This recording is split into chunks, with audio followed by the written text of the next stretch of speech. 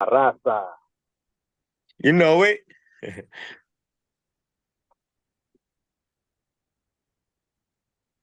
This is for the Raza.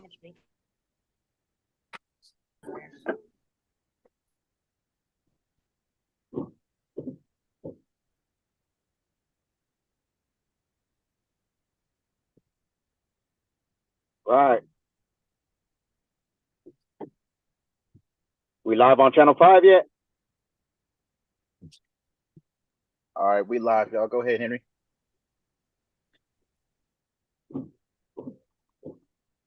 Hello, hello. Hello, hello. How we doing? Welcome to our live right here. All of us are none. Sacramento and Oakland. We wanna introduce some guests today. Today we're gonna be throwing down and talking about ACA 8. Big shout out to our Legal Services for Prisoners with Children team, and also all of us for none chapters throughout California, and also our national teams and our Abolish Bondage Collective, ABC Coalition, as we're fighting to get rid of involuntary servitude. And big shout out to all the other coalitions and organizations that have been contributing to this cause, to this fight. Today we're here live with some of our Sacramento team to talk about ACA 8 right here directly from the Capitol. We got Mr. Jeronimo Aguilar, one of our policy leaders at LSPC. We also have Librado Clemena, one of our brothers with Long Beach, all of us to none, and also community healers, and a three-striker who just served 30 years. And we also have Christina Keene with Sacramento, all of us to none, and community healers. Big shout out to all you all. And so big shout out to Jeronimo. Tell us a little bit about yourself as we pass the mic around. Who are you? And tell us a little bit about this campaign. Right on, brother. Thank you, Brother Henry. Good to see everybody out here. Thank you for tuning in and listening to us talk about this very important struggle and campaign that we've been working on around ACA 8 and ending slavery, involuntary servitude in the state of California. But our long-term goal is to end it everywhere, right? Obviously, the federal constitution is next, but I work as a policy analyst with Legal Services for Prisoners with Children. Also an organizer, advocate with All of Us or None. Just very blessed to have the opportunity to do this work and speak on behalf of our incarcerated people, folks that have been impacted by the system of incarceration, of over policing, of this tough on crime kind of situation where folks continue to be exploited after they are criminalized, and for generations, this plagued specific community. So I don't know if you want me to start going into the history, Henry, if you wanted to do a round of introductions, but let me know how we want to proceed. Yes, well, let's do an introduction. Let's pass the mic out here to our friend Librado out there in Long Beach, and with Community Healers. Tell us a little bit, my friend, about your journey. Quick key points as we pass it down to Christina afterwards to talk about All of Us in Sacramento chapter. Hey, hi everybody. Nice being out here with you guys and joining you guys on the live Zoom meeting. What do you call it? I'm a former third striker. I just got out from serving 30 years, 8 months, and it was for a fingerprint that this index finger, I touched the side of a VCR, and they struck me out and gave me 32 years to life. I'm with community. I'm the vice president of Community Healers. I'm a member of the All of Us or None Long Beach chapter. My thing is to strive towards changing the policies like the brother Jeronimo was talking about and the brother Henry. I've also, I wanted to talk about stuff that's in being incarcerated. And I think we're going to go into that later, Henry, about the wages and all that. But I just wanted to give a shout out to everybody, man. We're in this fight for all the way. So to change things and make sure that we can at least try to abolish, get rid of that horrible 3-strike law that's in effect right now. That's one of my missions, one of my goals, and I hope that we succeed, that we prevail in demolishing that damn law. But I'll go ahead and pass it on to the sister Christina. Thanks, you guys, and talk to you guys shortly. Thank you, Carnal. Big shout out to you, to Stephanie Jeffcoat, to our Riverside chapter, to our San Diego chapter, all our people in the IE area. We respect your work and we appreciate you. Christina, tell us a little bit about yourself in Sacramento, all of us and none. You've been out here riding hard with me. We appreciate you. The mic is yours. Thank you. Yeah, I go by Tina Chris. My name is Christina. And I am with All of Us in Sacramento. I do a lot of work. I wouldn't say I'm a volunteer. I would say I'm just part of the family. And the thing that we've been working out also about, I work with or help run community healers, which is something that we are building to try to connect everybody that we work with, all the work that we do, and healing people. And this component, this situation right here is one of those good examples of doing this healing work. ACA 8 is very important for the fact that, you know, we've got people, it's considered slavery, involuntary servitude is doing something against your will. And even if you sign up for it and you're in prison, you're locked up, you have no choice. If you decide not to go to work, the problem is that you will be reprimanded. You will not be able to see your family. You will not be able to have visits. Things will get taken from you. I mean, all kind of things can happen. You know, and so that's why it's so important to take this out of the Constitution. I mean, that shouldn't be something that we are all okay with. And there's other states that had already taken it out of their Constitution. And I don't see how, with California being so diverse and so ahead of its time, how we just, you know, we pass a lot of laws that are, you know, we're cutting down that mass incarceration. So for the fact that we're not leading this and we're not the first ones is kind of disappointing, but not to say that we don't have a chance to put it out there. And, you know, the beauty about it is we've already passed it through the Assembly. We still have the Senate to go through. And we did this last year as well. It passed the Assembly, but didn't pass the Senate. So we've got to really come together and push and have these people understand that this is the dumbest thing to even have for anybody even question it and say, hey, this is going to change. This is going to be, you know, deal with our budget or it's going to, for whatever their excuses are, you know, they try to find some excuse as to why they can't do it or whatever. And we're not going to give them any more excuses. So we're going to fight this. And hopefully I'll be able to come back and speak and give you guys some more. I do have a video I want to share that of the work that we do in Sacramento. We do so much because this is the capital of California. And, you know, it's a big fight. We've got to have that relationship with those legislators. We've got to get in there. We got to share our stories. We got to speak up. And that's what we've been doing. And we would love to have more people involved, you know, so if you want to kind of go through that step and be in the legislative process and share your story, you have something to share when it comes to, you know, being incarcerated and forced into work, slaved. We would love to have you. So I'll pass it back on to Henry. Thank you, guys. Thank you, Christina. Jeronimo, while we're getting everything together, if you can give access to Christina as a co-host, maybe to show us the video of some of our collective work so our people can see what's been going on out here in the front lines right here at the Capitol as it influences California and some of our other chapters throughout the country. As we now have 30 chapters across the country. We just celebrated 20 years of All of Us and None. Big shout out to a lot of our leaders like Dorsey Nunn, Nane Alejandres, with Varios Unidos in Santa Cruz. We got, you know, Homies Unidos out there in Los Angeles.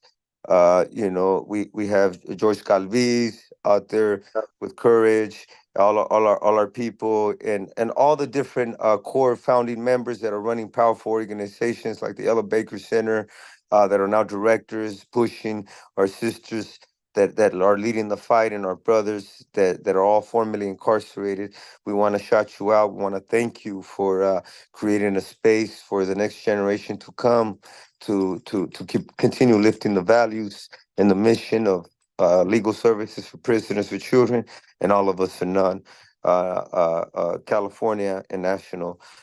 With this said and done, I want to start off with Jeronimo. Tell us a little bit about the history of enslavement in California. As we do, excuse me for not introducing myself. My name is Henry Ortiz. I'm going to be your modulator for today. I'm also an organizer with All of Us or None Sacramento and Legal Services for Prisoners with Children. We oversee the Sacramento office right here, making sure we execute our mission and our initiatives in regards to our policy goals to get our people free, to abolish the prison system, and to provide and honor the civil rights of incarcerated and formerly incarcerated people, as well as their families.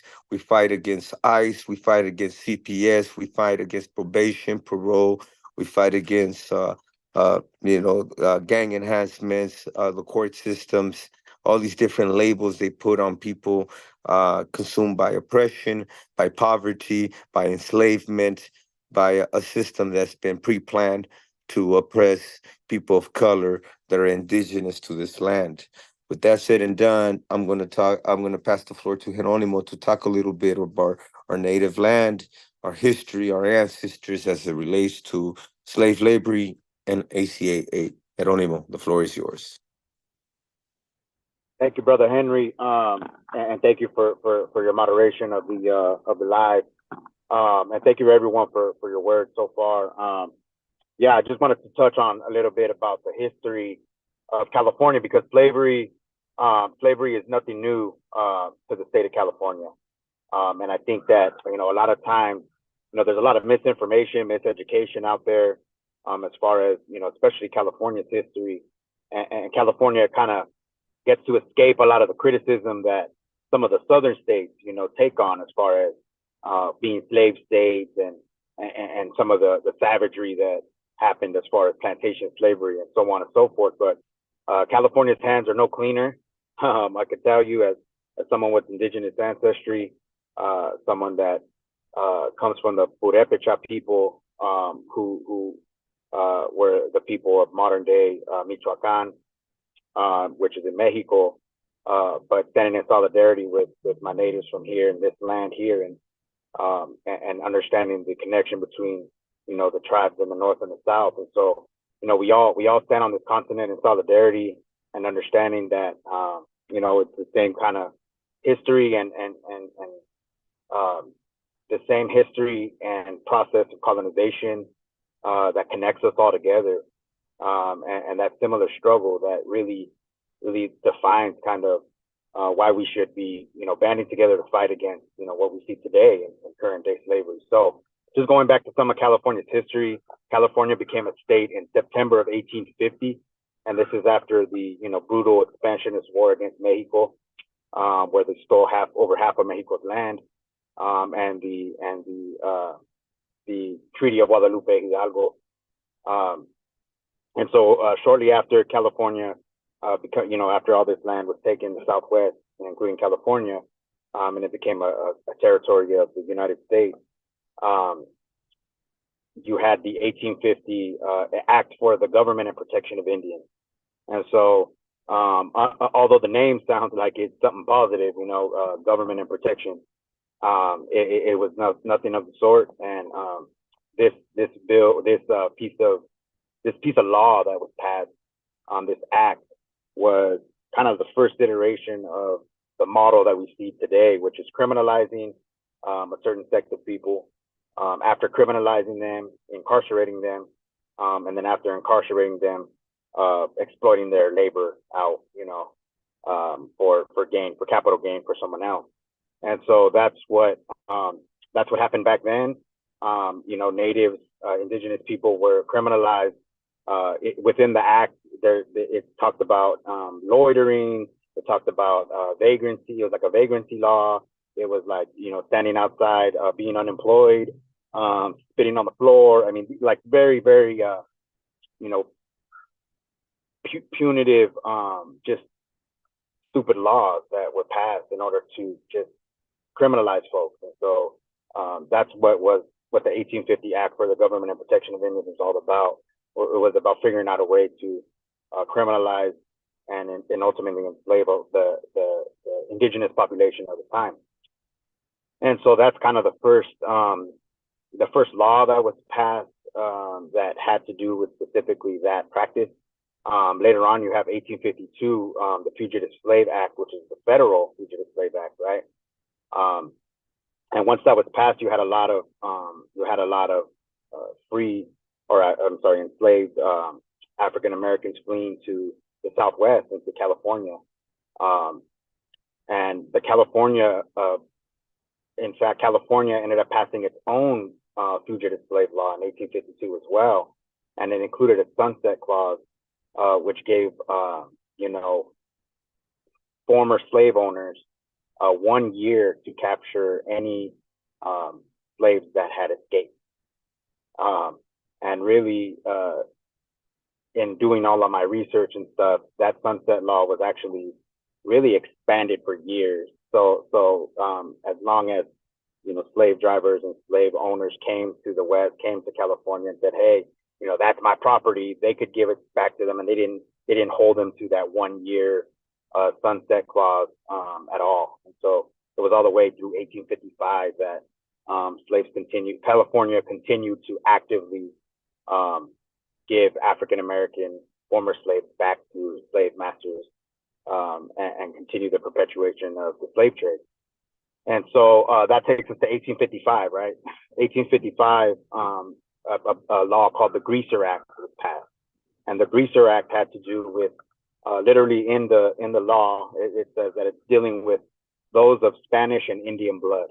And so what they were talking about is the native Mexican population, folks like myself that have Spanish and indigenous blood, your Chicano populations, and also your Latino populations, which are really Latino indigenous populations from all over, what's modern day Latino America.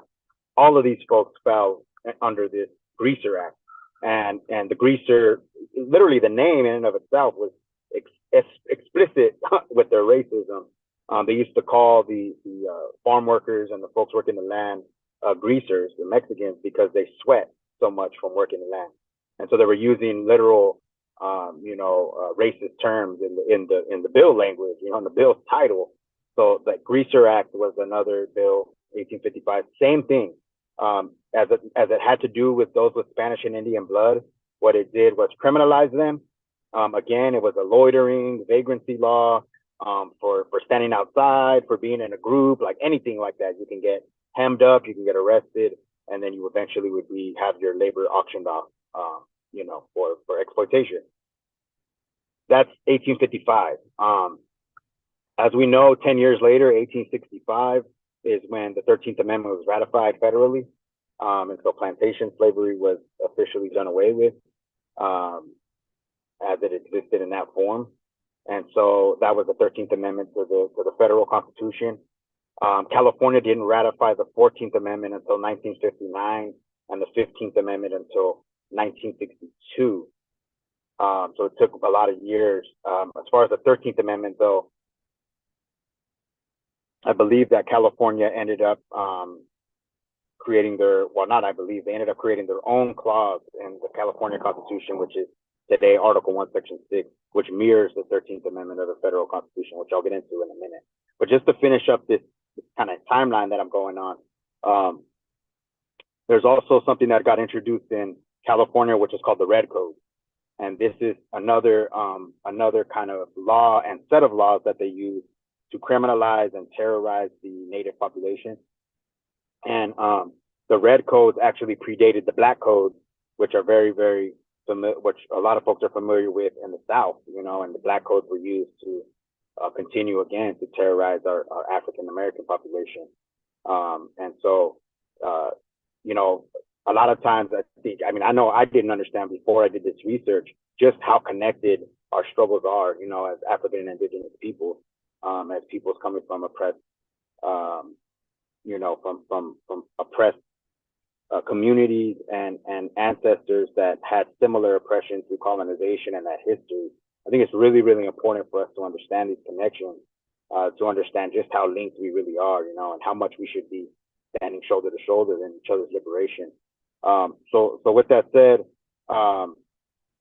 the Red Code, was their model of criminalizing Native people, exploiting their labor to pay their debt back to society through these ridiculous vagrancy laws that basically made existing as a brown person in California a crime. And again, these served as a model for the Deep South and the Black Code that later followed. And so in 1850, I already went over the Government and Protection of Indians Act. My apologies. And so I'm just going through my history, my notes here. I think that's all the timeline that I was going to cover, but how it relates to today, right? So Article 1, Section 6 of the California Constitution reads that slavery is prohibited, involuntary servitude is prohibited, except for punishment of a crime. And so that brings us to today.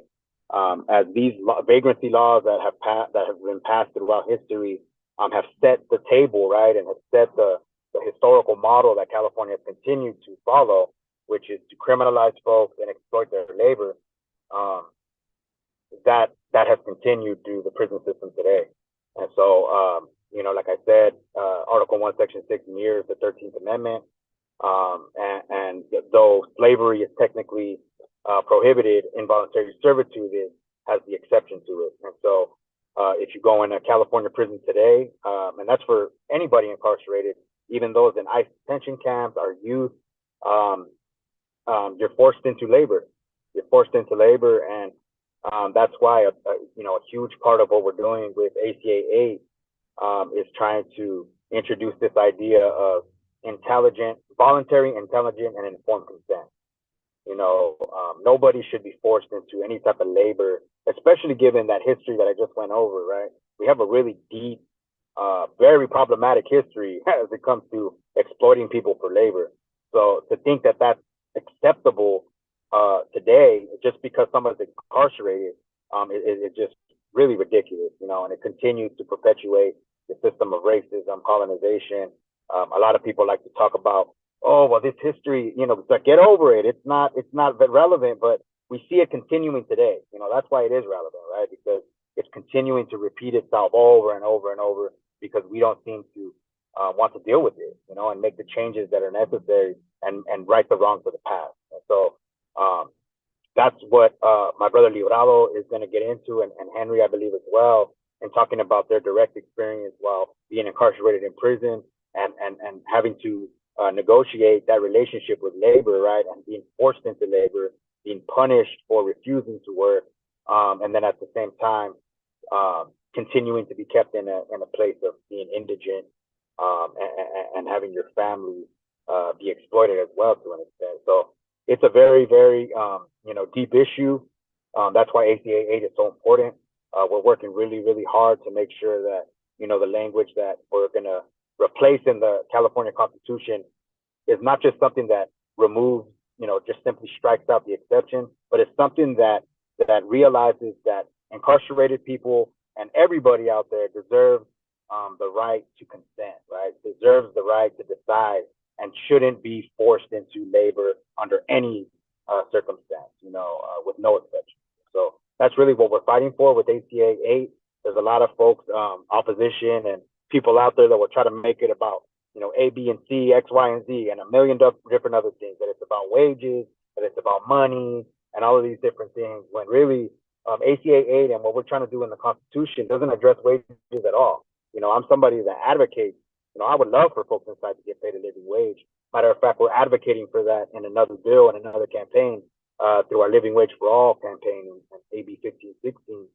However, ACA 8 is a different struggle. That this struggle is about folks having the right to consent, having the right to withdraw that consent, and not being forced into labor, not being forced into exploitation, no matter if they're incarcerated, no matter what the circumstance is. So that's what we're standing against as a Chicano activist, organizer, policy analyst. It's an honor to carry on this legacy of resistance and struggling for our people's freedom. So with that said, I'll pass it to my brothers and Christina to continue the conversation. Gracias. Gracias, Jerónimo. I appreciate your efforts out here with LSPC helping us lead this policy, along with other bills, and every annual cycle. Now, we're gonna have Jerónimo touch a little bit about the experience, and some of the efforts in organizing inside to get fair wages for our people inside. Maybe you could talk a little bit about the jobs, like the low class jobs that start about 8, 11 cents an hour, to the mid jobs that are like about 35 cents an hour, and a little bit about the high paying jobs that are about 75 to 95 cents an hour if you're lucky, at the highest paying grade at that time, in the bracket. And also a little bit about your experience. You touched a little bit being a three striker who spent 30 years in the sistema, not just doing time, but serving the community and also helping people through self-help programs to help people grow and come home through the parole system. All right. Thank you, Henry. Gracias. Hey, yeah, I've talking about the wages that we made and how the brother Henry said that starting with the 8 cents, 10 cents, 12 cents an hour, you go from a pooper scooper cleaning up the yard with a dustpan and a broom. You get 8 cents, and you max out probably at 12. If I believe it was 12 cents, or you're cleaning the bathrooms, the urinals, and the toilets, sinks. If the yard has a shower, you're scrubbing that. And that again is 8 cents, 10 cents, 11 cents an hour. Porters, some porters have the ones that clean the housing units. Some have a pay number, some don't. And it's just that when you talk about slave labor, that's part of slave labor right there. They're over there scrubbing dirty, nasty, funky showers, restrooms, urinals, toilets, sinks. Not everybody's up to par with their hygiene. For those of you guys that have been incarcerated, you guys know what I'm talking about. And then here you got somebody that's got a non-pay number position coming behind those that are filthy, and they have to scrub after them. When you go to say, for instance, you get a job as a clerk. You get a little bit, you get a pay number. It's to us in there is half decent, because now you're getting like 16 cents, 18 cents, 24 cents an hour. That's $36 a month, $48 a month. If you're a captain's clerk, you'll probably make $52 a month. And still, for those that are making that, what we think in there is top dollar, like the PIA positions where they can max out at 95 cents an hour, a AA pay number. By the time you get your paycheck, you go to the canteen, it's chopped, because now here we are paying restitution. We're paying these high priced, high cost and high priced items that are in the canteen. If they have a fundraiser, they slap another 13%. I forgot what it was. I know I used to get upset about that, because you total up your food sales slip. Next thing you know, it's double what you thought it was going to be. So it's the slave labor in there. It's all bad, And I'm glad that we're on that mission to change that. And again, hopefully we can prevail at getting this change. I know the gentlemen and the women that are incarcerated, I know that they would appreciate it. And I know for those that have loved ones that or family members or whatever that are incarcerated, and you guys reach out to them and you let them know what we're doing out here, I know they're gonna appreciate that as well. As far as my crime, as I was telling you guys, I got convicted of a residential burglary. I was actually a fence. I was buying stolen property out in my neighborhood, and I was under surveillance. And they I didn't know. They came sliding off the telephone pole, and they kicked in my doors and everything. After I did I made the transaction. But long story short, they convicted me of a residential burglary. No not no receiving stolen property, possession of stolen property. They wanted me off the streets, so they went ahead and they pressed the issue, and they got what they wanted. They got me off the streets for 30 years, 8 months. And again, mind you, it was only just my index finger. They picked up nine points off the tip of my when I touched the side of the VCR. They said it was 9 points. It was enough to run the conviction or run the charges, and again, my thing was in there in while I was incarcerated, the first maybe 6, 7, 8 years, I was a knucklehead, and then I got, I started thinking, hey, I need to get out. So I started helping brothers in there, and I got, and me, I'm a fighter when it comes to fighting policies and fighting administration and all that. And I jumped on board and I became, I got involved with the Men's Advisory Council in there.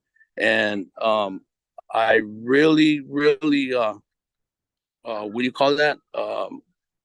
I really wanted to make sure that there was some changes in there. I surrounded myself with a lot of positive individuals, like-minded individuals, to change the stuff that what was going on in there. Whether it was like again, I was in one prison where they started, all of our wages was 8 cents an hour, and I fought them to get it to where it was $48 a month. It was like $8 a month. I changed it. I fought it until we got it changed to $48 and $56 a month. All the pay numbers, if you worked the yard crew, you got a $48 pay number to start off. Henry knows he was my right hand man in there. And that's where he seen what kind of a fighter I was. I didn't give up. I never gave up. And I never answered my questions or my concerns. I made sure that the administration answered them. And I would hit them where it counted. And we weren't like too much. Me and Henry, we weren't like well, I ain't saying too much. We weren't like that at all. But it was what it was, back then. But here we are out here fighting the fight and striving to change what needs to be changed. And hey, if we can get everything changed, all the goals that we have set forth, man, more power to us, more power to those that are still incarcerated, and to the families that their voices can't be heard, but through us, your voices are heard. You know what I mean? With that, I will pass it over to the sister Christina. Hey, before that, Christina, I was gonna ask Librado. I put it in the chat, Librado, but if you could touch on a bit of the, some of the ways that they punish folks for either missing work or refusing a work assignment. Like, how was that experience? Yes. If man, that's a crucial area. I'm sorry that I missed that part, but you can't just being in there. If you get up sick, not feeling well, you can't just take the day off. If you take the day off, you get a 115. You're refusing to work, or if you don't get that with 115 for refusing to work, you'll have the officer constantly coming, hey, are you going to work, paging you over the PA system, report to work. You can go to the podium, to the office, whatever area the officer's at, and ask him, hey man, I'm not feeling too good, I have a cold, or I think I'm coming down with the flu. It doesn't matter, you're going to get written up. Most of the time, if they'll tell you to go talk to your supervisor, you go talk to your supervisor. A lot of them, they don't want to hear it, they don't care. So what they'll do is you get a write-up from your officer for refusing a direct order, and then you get a write-up from your supervisor for failing to report to work. And you get on C status. C status, you have nothing coming. It's nothing. And they'll put you on a soft C, and then say that let's say hypothetically speaking, you catch COVID, and you're not feeling good. They don't care. They don't care if you don't and you can go to the clinic. That's the sad thing about it. You could go to the clinic sicker than heck, right? And they'll deny you. They won't give you the lay-in. You say, hey man, I need a lay-in. No, you're trying to play the system. You don't have symptoms and this and that. How can an individual in that profession of medical tell us that we're not sick? But yet turn around and write us up because we're manipulating or whatever. And that's what happens in the system. A lot of that happens. You know, it's awful the way they, you know, the way the disciplinary action is when you're and a lot of guys, some will be playing the role, but for the most part, the ones that are serious about, you know, and are righteously ill or right, whatever, you know, even if there was a death in your family, they don't care. You're gonna get the right. You're gonna get the RVR, the rules violation report. You're gonna get it, you know, and then when you go to the hearing, the senior hearing officer, the lieutenant, or if it's a serious 115, if it's an administrative, you go before the sergeant. Neither one of them want to hear it. Again, you're guilty, you know, and you know how they always say, you know, you're what's that? You're innocent. What's that called? How do they say that? Innocent until proven guilty, supposedly. Yeah, you're innocent until proven guilty. That's a bunch of BS right there. You're guilty until you can prove yourself that you're innocent in there. You know, there's yeah, it's all it, yeah. But I'm glad that you brought that up, Geronimo. And I apologize again for me missing that, because that is a crucial area for people out here in society to know that, you know, what the punishment and the, you know, those kind of stuff that we're confronted with while we're incarcerated. Thank you, my brother. I appreciate your insight, your wisdom, and your guidance. You've done a lot of great work that you know, weren't able to touch in here from being inside, but we will in the future. Next, I'm gonna pass the floor to Christina, who's been out here pushing hard with all of us in Sacramento, really helping me carry the chapter out here. Me and Geronimo always showing up to the Capitol and doing a lot of grassroots organizing, and even getting arrested with me during the Stephon Clark protest when we passed AB 392, the first police accountability bill of its time. So Christina, tell us a little bit about yourself, a little bit about the journey out here and organizing and pushing and fighting for freedom for not only ourselves, our communities, but also our people inside. Thank you, Henry. I did want to start by saying that, you know, this is definitely a struggle for us all. This is very heartfelt for me because, you know, growing up, I have a lot of people that I've known that has got locked up, incarcerated, went to prison. Some of them are still in prison, 25 plus years, you know, for second-degree murder, things like that. Wasn't even the person that may have done something, but was just the person that was in the car or whatever. You know, it's amazing how much we've done so far these past 5 years. I look back and I'm thinking like, wow, you know, at one point it was like, it was hopeless. It felt hopeless. You know, my father was locked up. I'm system impacted. I've been incarcerated, but, you know, not prison, but definitely impacted, you know, family generations. And like I said, friends just from high school to prison, from middle school to prison, you know, and it's pretty sad that the cause of mass incarceration is because they've been ripping families apart. And back in the 90s, I remember that if there was 3 or more people in a group walking on the sidewalk or standing in a group anywhere, the police was going to mess with them. And they were going to say that they were a gang or whatever. And they have it listed in their, you know, to be able to arrest people because of that. It's pretty pathetic how they set us up for failure. That schools to prison pipeline is very real. But, you know, I've been through a lot myself. You know, my son was a target of that, you know, mess. His teacher, he was in high school and taking theater arts, and he was going over this play. The teacher gave him a play for a school shooter. And at the time there was school shootings. So the teacher pulled back on it, but my son decided to play the role and did a little video on Snapchat. And next thing I know, I got about 20 cops at my door. I wasn't there, but they came crazy, and they ended up still taking my son to jail. And his experience of that was like, nah. He said, Mom, people in there can't even read. People my age, they don't even know how to read. So that changed something in him, and he got out there and started advocating as well. He started getting kids off the streets away from gangs and things like that. But as far as the work that we do, you know, my focus is, you know, to fight this, to change the injustices, to understand what's going on and how we can pull it together, get together and make these changes. And the best way that I've seen so far that works is by our stories, our experiences, things that we've been through. And we go up to the Capitol. We're always at the Capitol. We've been through rallies. We've been through protesting.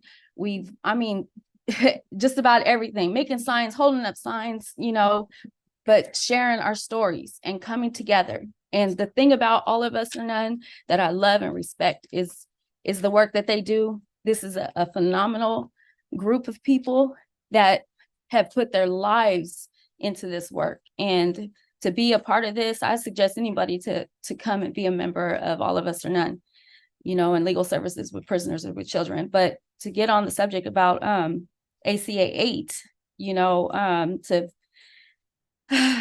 to another, you know, to end involuntary servitude. The thing is that I wanted to pretty much say that, you know, you go and you say that you're a firefighter and you're incarcerated and you go to fire camp. You are out there and you're risking your life out there fighting these fires, right? You're making probably, I think, what is it, $1 an hour or something? I don't know what it is, which is pretty high, you know, considering compared to all the other payments. But once you're released, do you know that you cannot get a job as a firefighter because you have a criminal record? They will throw you out there and have you fighting the fires while you're in prison, but there is no future for you when you come home. And a lot of people that are coming home that's been incarcerated have that struggle, you know. But you know, that's what I really wanted to say, you know, in terms of the involuntary servitude. And it doesn't matter if you broke your leg, they're still going to make you, if you are able to walk within a week or so, you're going back out there. And some of the other work that we've been doing, we've been organizing, we've done policy advocacy, you know, the policy work. You know, we've been learning about the different bills that's been presented. We've been fighting for them. We have a list of things. We did a banner drop on, Juneteenth. We put it together with Juneteenth. It was a perfect time. I do a lot of recording, so I, you know, get a lot of the information. That's why I wanted to share a video with you guys also. I do a lot of documenting that way, some of the work that we do, because you know, it's amazing that we're out here now and seeing all this and seeing the people come to see all of us fight in this fight. You know, I don't want to miss a beat. You know, I don't want to miss none of that. And so I've got a lot of documentary type of work, you know, in the making. But yeah, we did the banner drop. Dorsey Nunn, who is, you know, the founder of All of Us or None, had these signs made. And it's about involuntary servitude. It gives a little, you know, people the idea of what it is. And we went on the freeways and posted it. So as people are driving by, you could see it. And we posted in different areas so that, you know, Sacramento, the Bay Area, you know, different states, different cities, we all did it on the same day, which was amazing. We definitely talked at the Juneteenth, you know, led the conversation. But involuntary, yes, you're right, Geronimo. Involuntary servitude is slavery.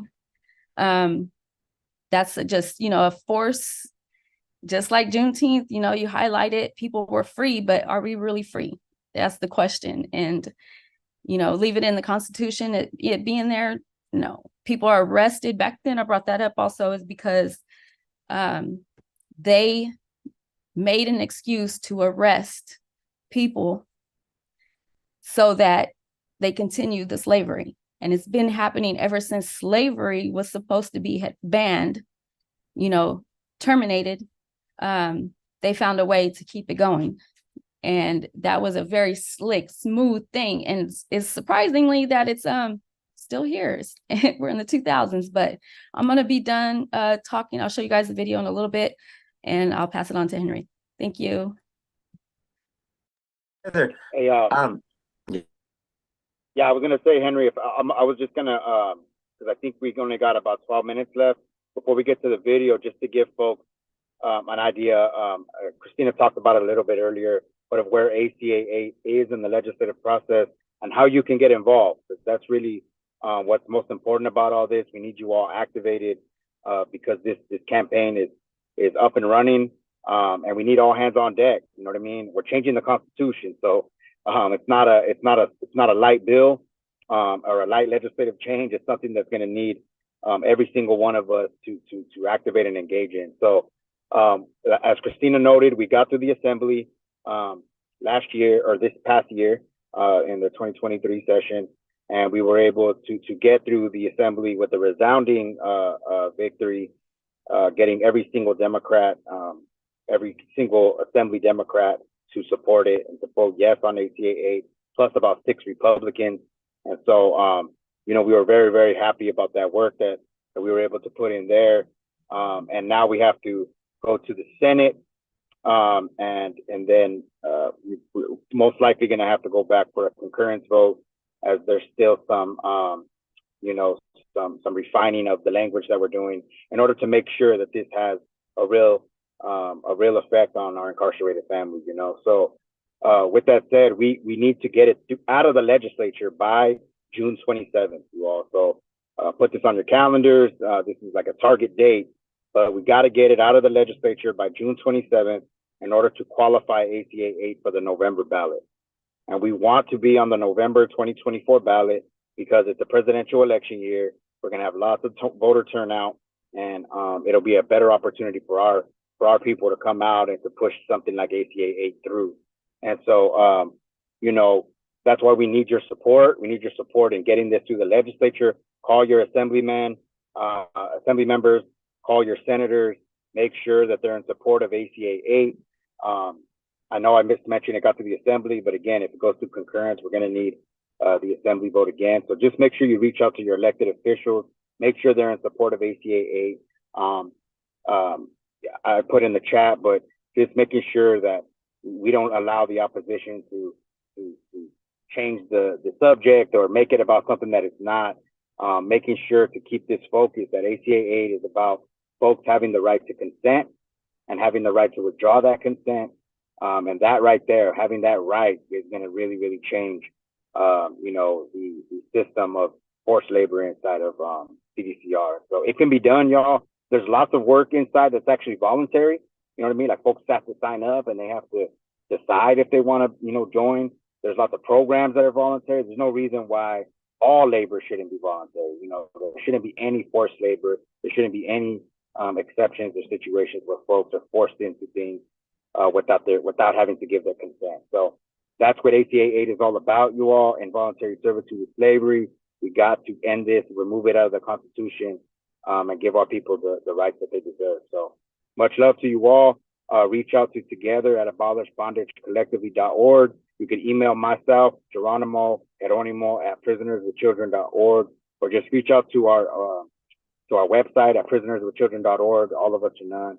And just let us know, and we'll get you linked up, connected, and make sure that you're involved in this fight in a real way. So appreciate you all. And Henry, if you want to kick it back to Christina for the video. For sure.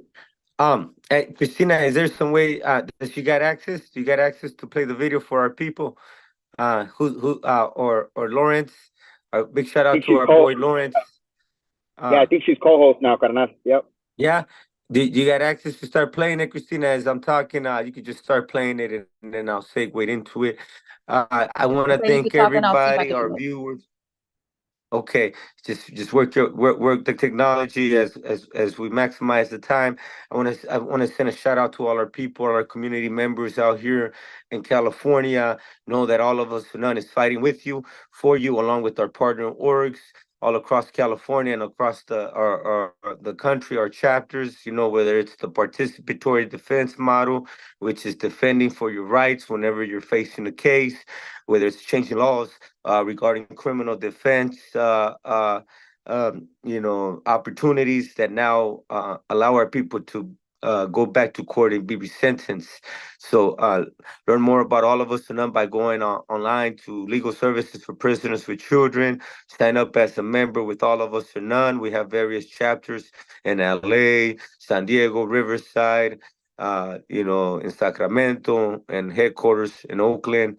And if you ever want to start a chapter and you got 10 formerly incarcerated people that are down with the movement, let us know. We'll connect you with Oscar at prisonerswithchildren.org. That's Oscar at prisonerswithchildren.org, and let them know you want to establish a chapter, and we can support with those efforts as well.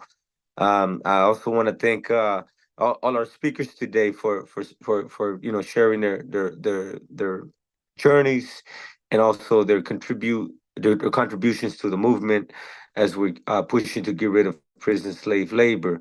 Jeronimo, go ahead, brother, as we're working the technology to run the video. Échale, guy. I don't quick announcement, brother. We have a press conference going on tomorrow. We have a press conference going on tomorrow at 10 a.m. It's virtual. You also please sign up and register, or you could tune in through our All of Us or None, our Prisoners with Children, Legal Services for Prisoners with Children, LSPC, our social media pages. We're going to have this virtual press conference that we're running at 10 a.m. And our virtual press conference is going to be in response to some regulations that CDCR is proposing. They're called NCR 2311.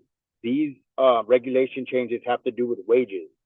And these wages, they're supposedly going to be doubling, and you see my little quotation fingers here, doubling the wages for incarcerated workers. But as you look closer, and as they say, the devil's in the details, as you look closer, you'll see that accompanying this quote unquote raise in wages is that, for one, this is not going to affect CalPIA workers. So CalPIA workers are exploited by corporations. They get paid between the research that I found, I said 35 cents to $1 an hour. So again, these are very inhumane slave wages. So CalPIA is not going to get the increase in wages, for one. For two, this is also going to accompany a reduction in work assignments. And so we've been hearing this from a lot of our incarcerated members, that they've been told that they're going to be getting their hours cut, that they're going to be getting their work assignments cut. And I've been having a hard time finding, documentation on this through CDCR. However, I was able to uncover a couple of things that I found on the Career Pathways website. And it's in fact true. They're expecting that 75% of all work assignments are going to be half-time. So, they're doing one of these, giving you something with the right hand and then taking something away with their left hand. And so, we're doing this press conference to educate the public, to make sure that folks are aware of what's going on, that we don't allow CDCR to just get, this free PR and, how great that they're doubling the wages, because in fact, it's actually going to accompany a reduction in hours, and the net benefit for incarcerated workers is going to be minimal, if anything at all. And so, we really demand a real increase in wages. We demand a real opportunity to consent. These are all the things we're demanding through our various pieces of legislation in our campaign. And so just please come through to our press conference tomorrow. Senator Bradford is going to be speaking, Senator Cortese, and some folks from our team and others as well from the Living Wage for All Coalition. So please come through, and I'll put the registration link in the chat here shortly. So Christina, if you're ready, we can do it. I am. I'm trying to get added on. I'm in the waiting room right now on my other line. So if somebody can add me real quick, I'm gonna share from my phone. Oh, I don't see anybody on the thing. I don't see anybody in the wait room.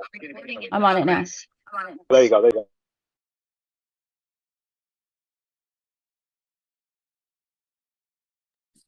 So as Christina's working on adding the video, I want to let you guys know that we're not only fighting one bill.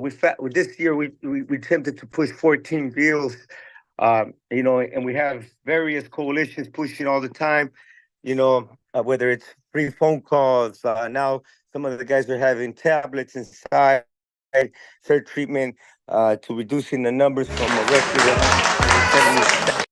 Now we're under 94,000 and we're working to 50,000 people and reducing these numbers. So join us at All of Us or None to find more information or legal services for prisoners and children. I'll pass it back to Christina to play the video. Go ahead, Christina.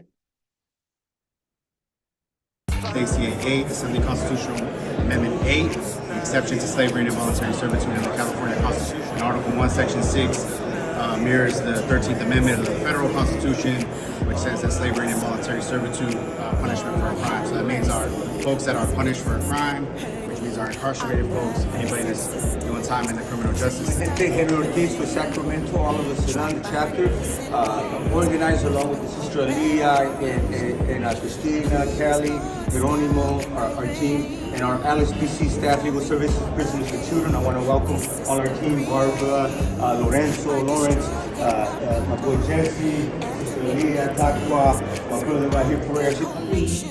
Our people got us. Black and brown folks got us. You know, y'all never went away.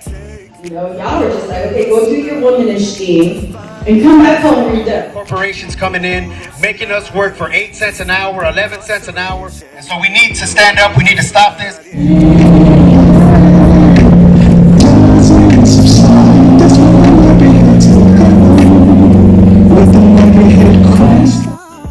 Just like animals in a cage, bringing out the rage. A change is gonna come with all of us. Where were you when I was in prison? Where were you when I was on the deathbed?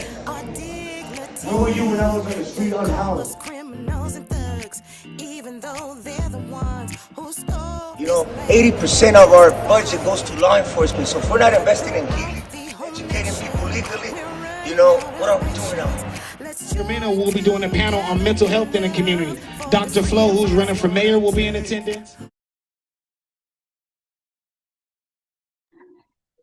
That I shortened it up because of the time.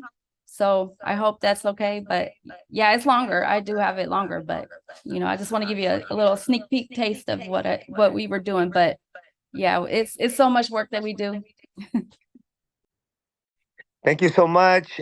We've reached right on time, right on target. Big shout out to all our elders with All of Us or None, all the former staff with LSPC and the current staff, our fellowship program, you know, big warriors, and our current staff as we lead the fight and continue pushing forward, along with all our California organizations that have been in partnership and who we've been in partnership with your fights. Thank you for leading the fights for criminal justice, social justice, as we bring our people home, free our people now. Big shout out to everybody on behalf of All of Us or None Sacramento. Muchas gracias. I want to thank everybody for your voice, for your message, and for your time. I ended it perfectly.